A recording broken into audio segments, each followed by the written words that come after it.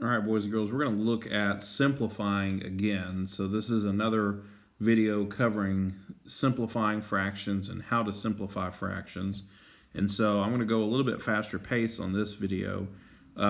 Since simplifying is using division to find an equivalent fraction, what we're going to do is we're going to talk about the different ways that you might see this in class. So the first fraction we have here is 8/12.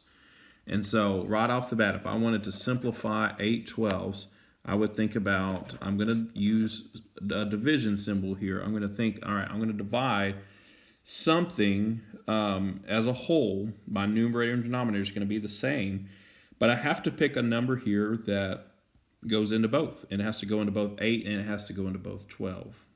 So I'm going to think here, I've got some options. I could think, well, I know 2 can go into both because both are even. That's a divisibility rule. But when you work these, again, in the back of your mind, you're really thinking, what is the GCF between these two? What is the greatest common factor? So I'm going to show my work here. Technically, when you guys get really good at this, you won't have to do all this work, or you shouldn't. Now, it kind of depends on your teacher. Your teacher might want to see this work. I know when I am doing this in my class and we get really good at it in my class, this particular step that I'll put some squiggly lines around, I actually would want my kids to skip this step.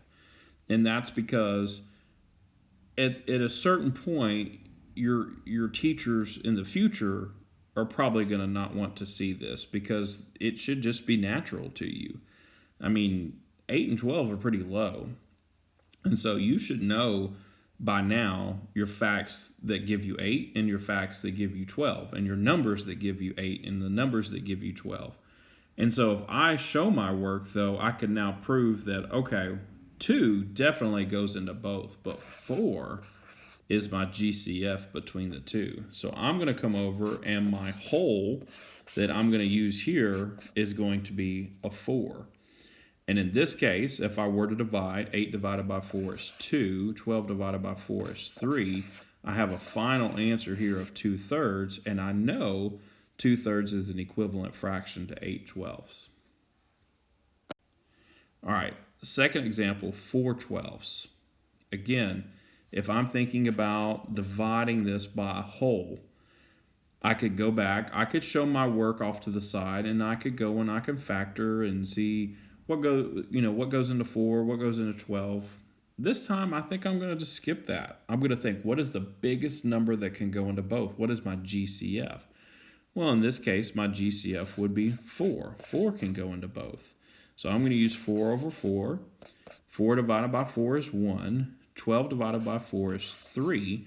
And so now I have this fraction of 1/3 as kind of a final answer here. 1/3 is equivalent to 4/12. They're the same thing. Again, if you were to draw it out in a picture, it would look exactly the same. All right, we're going to look at one more here, 5/20. 5/20 is one where, there's something that's kind of unique about this one. Go back to your divisibility rules. You have a 5 and you have a 20. Well, that should tell you right there what could go into both. A 5 can go into both. So I'm going to write 5 over 5. And I'm going to think, okay, if I wanted to divide, 5 divided by 5 is 1. 20 divided by 5 is 4. And so, again, I'm thinking about equivalent. What is the same? 5/20 and 1/4 are the same. They're equivalent fractions.